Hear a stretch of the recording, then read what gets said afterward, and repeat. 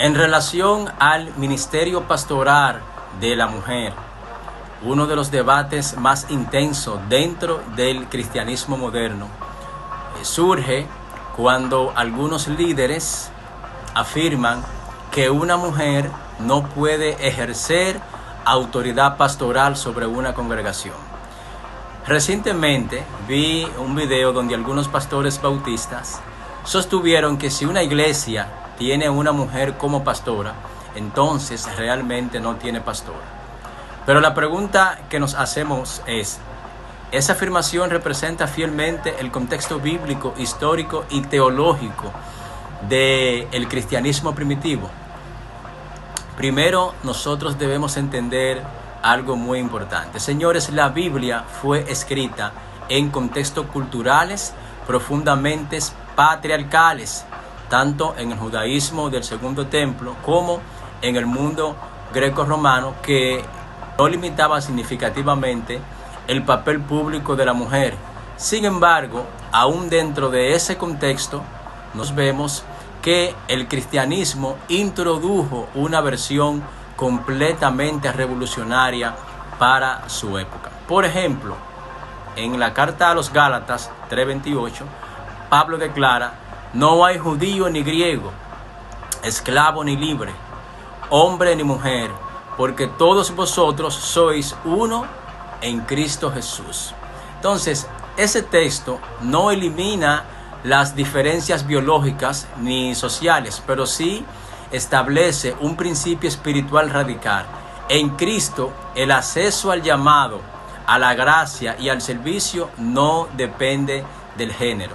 Ahora bien, quienes rechazan el pastorado femenino suelen apoyarse principalmente en textos como en la primera carta a Timoteo 2:12, donde Pablo dice: no permito a la mujer enseñar ni ejercer dominio sobre el hombre. Pero aquí es donde entra la exégesis seria y el análisis histórico. Primero, esa carta fue escrita a Timoteo en Éfeso, una ciudad que estaba marcada por conflictos doctrinales, cultos paganos y problemas de desorden dentro de la iglesia. Muchos estudiosos y académicos sostienen que Pablo estaba corrigiendo una situación específica y no necesariamente él estaba estableciendo una prohibición universal para todas las épocas y culturas. Además, el término griego utilizado para ejercer dominio es authentein, una palabra muy poco común que tiene connotación de abuso de autoridad o control autoritario, no simplemente liderazgo pastoral sano. Segundo, si Pablo estuviera prohibiendo absolutamente el liderazgo femenino, como algunos postulan, entonces encontraríamos tensión con otro texto del mismo Nuevo Testamento. Por ejemplo, en la carta a los Romanos, capítulo 16, Pablo menciona a Febe, a quien llama diaconisa de la iglesia de Cencrea. También menciona a Priscila, quien junto a su esposo Aquila enseñó doctrina a Apolos y que era uno de los predicadores más influyentes del cristianismo primitivo. Y aún más interesante, Pablo menciona a Junia en Romanos 16:7 y dice que era notable entre los apóstoles. Durante siglos, algunos intentaron masculinizar el nombre para evitar implicaciones teológicas, pero la evidencia histórica y lingüística muestra que Junia realmente era una dama. Entonces, surge una pregunta importante. Señores, si Dios utilizó mujeres como líderes, maestras, profetisas y colaboradoras en el ámbito apostólico, podemos afirmar categóricamente que una mujer jamás puede ejercer liderazgo espiritual. Incluso en el Antiguo Testamento, nosotros encontramos figuras, por ejemplo, como Débora, quien fue una jueza, profetisa y líder nacional del pueblo de Israel. Y aunque algunos intentan presentar su caso como una excepción, La realidad es que el texto bíblico nunca la condena por ejercer dicha autoridad.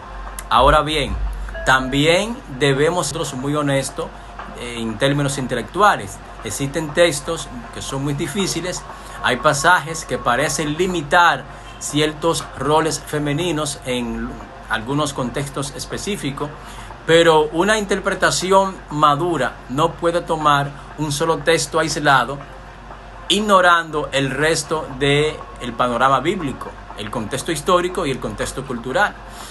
Muchas veces nosotros confundimos tradición con revelación divina. Debemos recordar que durante siglos también se usaron textos bíblicos para justificar la esclavitud, el racismo y la subordinación absoluta de ciertos grupos humanos. La historia de la interpretación bíblica nos enseña que la Iglesia constantemente debe revisar sus posturas a la luz del contexto, del idioma original y del mensaje integral del Santo Evangelio. El ministerio no debe evaluarse únicamente por género, sino por llamado, carácter, preparación y fruto espiritual. Porque nuestro Mesías rompió múltiples barreras culturales relacionadas con la mujer.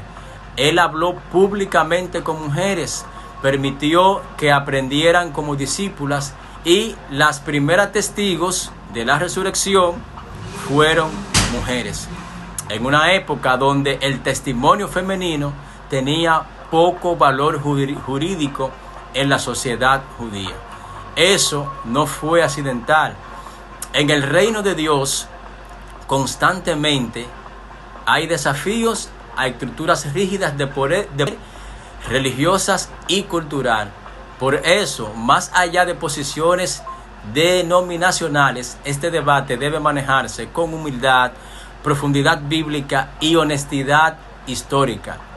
Porque una cosa es defender una interpretación doctrinal y otra muy distinta es afirmar que Dios no puede llamar, usar o levantar a mujeres para enseñar, liderar y pastorear. La historia de la Iglesia, de la revelación neotestamentaria y la experiencia cristiana mundial muestran que Dios ha utilizado poderosamente a mujeres en el ministerio. Y la pregunta final no es simplemente ¿puede una mujer ser pastora?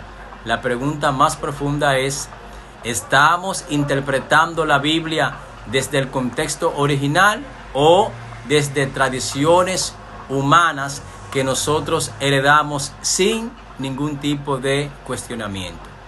Si este video te agradó, te sugerimos que te suscribas a nuestro canal, comentes y compartas este contenido para que otros más puedan seguir siendo edificados. Shalom, shalom, y será hasta otra próxima entrega de nuestro canal Razona y Entiende. Déjame tu opinión en los comentarios. Shalom.